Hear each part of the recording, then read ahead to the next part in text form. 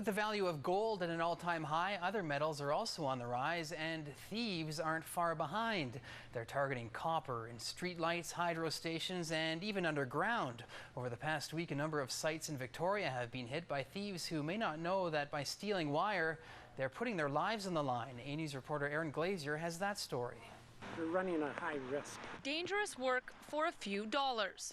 Copper's worth $3.29 a pound right now for scrap copper, which is quite excessive, from what we've seen previously. The shiny metal is enticing thieves in Victoria to rip wiring from everything from traffic light standards to metal halides used to illuminate soccer fields. We've been hit at 5 different locations throughout the city in a couple of our parks along the Selkirk waterway, and then up in Beacon Hill Park and Finlayson Field, and we're out doing repairs this week.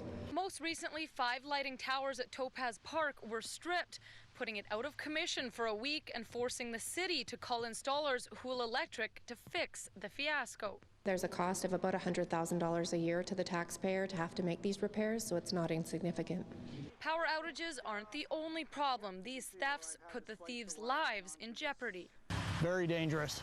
High voltage, 347 volts. 600 volts to phase, so yeah, you get a real punch out of that stuff.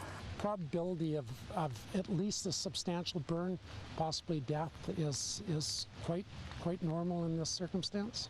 And a Ladysmith thief would know. Last Thursday, a man was shocked and seriously injured after attempting to steal copper wire out of a hydroline box similar to this one.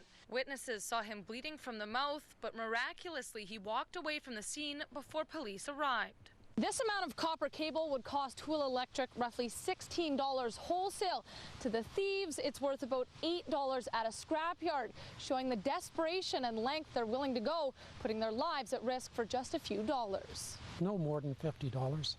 They actually left some of it behind, but they had spent a lot of time because the screws that were in there were torqued in fairly tight. The covers to the wiring have now been beefed up with security bolts. So we're hoping to deter them from getting back in and doing the same thing again. And police and the city are asking for the public's help to identify those responsible in the Topaz Park thefts.